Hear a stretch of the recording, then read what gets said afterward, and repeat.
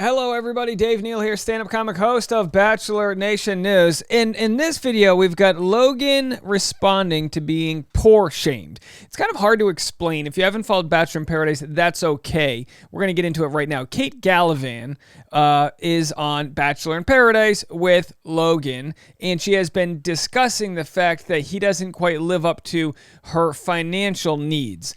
Without putting words into her mouth, she discusses the type of car he drives, the fact he can't afford an Equinox membership, which of course is a very expensive gym, and other things she wants. And she kind of defends herself under the guise of, hey, I want to be protected. I work hard. I want a guy that also works hard. I want him to be as financially stable as I am. She worked at the Oppenheim Group, which of course is the big real estate group in Los Angeles behind Selling Sunset. I believe she's moved to a new realtor group. But Logan has responded with several sort of funny Instagram Reels and TikToks regarding where he stands on the sort of socioeconomic scale of Bachelor contestants. Follow me on Instagram at DNeals, patreon.com/Dave Neal for private behind-the-scenes bonus content. And also every single day, Bachelor Rush Hour is our new podcast. You can go check that out wherever you listen to podcasts. Link in the comment section below.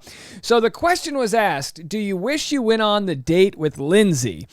If you didn't catch last night's episode, Lindsay was a contestant who showed up to the beach late and asked Logan to go on a date. And Logan considered it, but he was like, oh, I'm kind of with Kate. And Kate was like, no, don't go on the date. And he's like, all right, I won't go on the date. So in this photo, he uses the Michael Jordan crying meme to say, hey, I kind of wish I did. Oh, no, I'm putting words in his mouth, but maybe that's me saying I kind of wish he did. His first response to being accused of being poor, essentially, basically, from Kate. And again, to Kate's defense, she's in her early 30s, so she should probably be dating a guy who's maybe in his early to mid 30s, even older, someone who actually has their life together. That doesn't mean Logan's at fault for not having his life together. It's almost like she wants to pull him to the finish line. Let him get on the starting blocks. This is the beginning of his career. He's a filmmaker, and again, I defend him not just because I know him, but he puts out good content online. Maybe his career will be making people smile, having a good time. That's okay. It doesn't always have to be just serious life and it's all about deliverables and selling your homes and this and that. There could be a commodity for his personality type as he grows within Bachelor Nation. Here's his response, proving to my TV girlfriend that I'm not broke. This is from last week. So here he is. He's doing the old rap style, low shot video here. Monopoly money, hella cash, it's real. Costco card, premium member right there. Extra guacamole on his messy burrito. And of course, there he is with his Nissan, his orange car, which by the way, not a bad car. I drive a 2004 Toyota Matrix.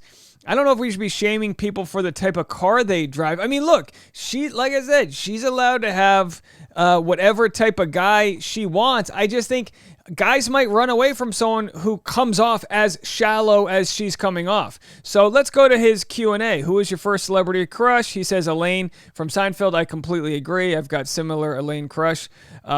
Favorite song to sing in the shower? Build Me a Buttercup. How are you feeling watching this week back? He said football is on. So are you okay? Blink twice if you need help. He blinks more than twice, so it looks like he's fine. Someone said, your taste in women stinks. And he said, it's an acquired taste that I haven't even acquired. I wanted to jump over to Lindsay. Here's Lindsay, who entered last night's Bachelor in Paradise, and she is not, she immediately left after Logan turned her down. She said, damn, Johnny had my back. I didn't even know him. Well, hey, if Johnny's single and Lindsay's single, I don't know. We'll have to see. If they're both single, maybe they could mingle. Here she is, leaving Paradise after I couldn't get a date. Idiot. Loser. Okay, there she is. Okay. Someone said Blake. So here's Lindsay's next status. They said Lindsay Wyndham looks like Blake Lively pre-nose job is what I've gotten my entire life. Well, that's kind of sad. I mean, I don't know if that's sad or not. It depends on how you feel about that. But we like Lindsay. She said, I saw what I needed to see, then it was time to go. Lindsay's self-elimination is the fastest one in Bachelor in Paradise history. She was set up to fail as last sand, and since she's not a protected player, the producers won't be conveniently sending someone down to save the day. Why put her through that for 5 minutes on the sand? So she had the shortest record for time on the beach And then her final update, Lindsay piecing out and leaving 2 hours later. She's like, yep, gotta go. I mean, look, she was into Logan. You hate to be Logan watching this back, but I'm sure Lindsay wasn't going to critique him for the type of car he drove or the fact that he could or couldn't afford an Equinox membership. Here is a sketch done by The Bachelor regarding Logan trying to sneak into Equinox. Making like a definitive decision, you know what I mean? It's gonna be the same price. It's worth a shot. We're done The Bachelorette. Go to the beginning here. Hold on 1 second here.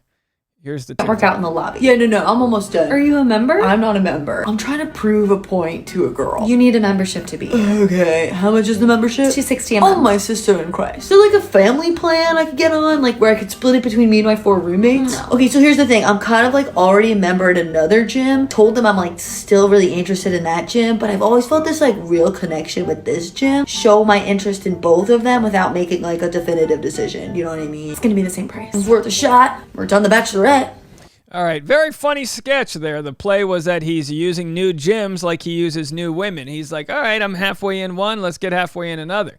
Logan responds, their free towels are coming home with me, following my heart.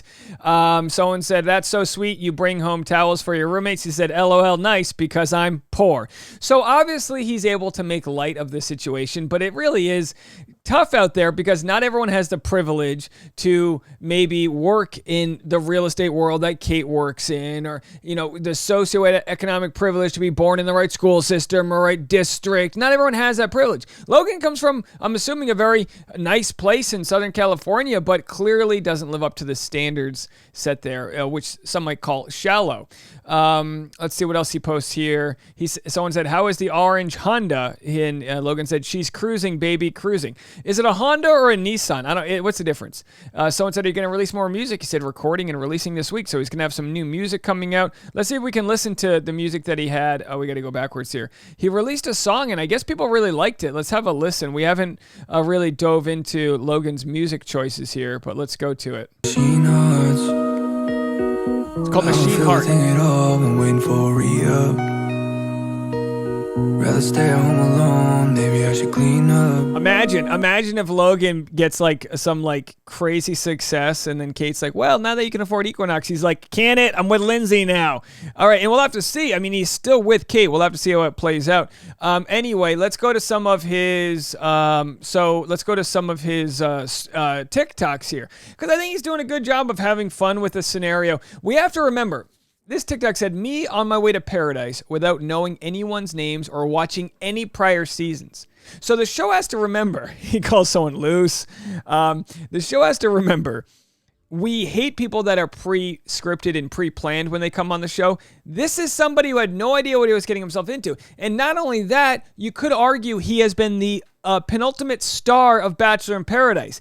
Every single lady who's come onto the beach has wanted to chat with him. He's stayed this whole season, and he's coming right off of Gabby and Rachel season where he dated both Gabby and Rachel. Now, the previews for tonight's episode of Bachelor in Paradise share Rachel warning Kate that she doesn't forgive Logan because Logan dumped her to pursue Gabby. We'll have to see how that all plays out, but Logan's love story on Bachelor in Paradise continues tonight.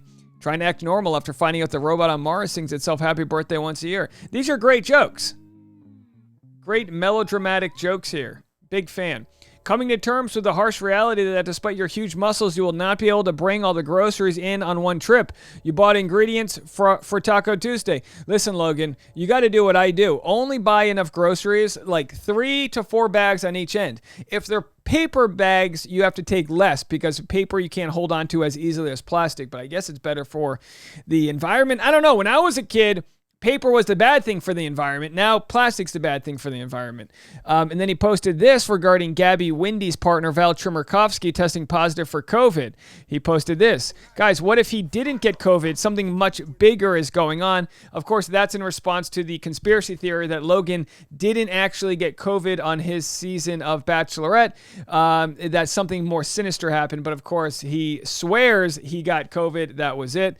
And then Lindsay had posted this. The final woman after seeing the misery waiting for them on the beach. Not worth the wait, of course. That is in response to Maddie Pruitt's veil, worth the wait. She said not worth the wait. Yeah, chances are she might have been at the hotel for a week or two waiting to get onto the beach. Immediately gets shut down. Her and Mara were like, anyone ready to party? And everyone's like, yeah, we're kind of sunburned. Our underwear's been damp. The dryers don't work. We're sick of tacos. And, everyone's got BO. We ran out of, deodorant. So clearly the vibe's not there. But Logan's response to being poor shamed is just to laugh it off, which is probably the best response you can have. Maybe with some of that sympathy. I mean, wouldn't it be great if you were Equinox right now and you tweeted to Logan that he gets a free year's membership? Doesn't that sound like the easiest, most viral play they could do? Anyway, let me know what you guys think. We'll have the podcast Bachelor Rush Hour coming to you next. Link in the comment section to check that out. Bye, everybody.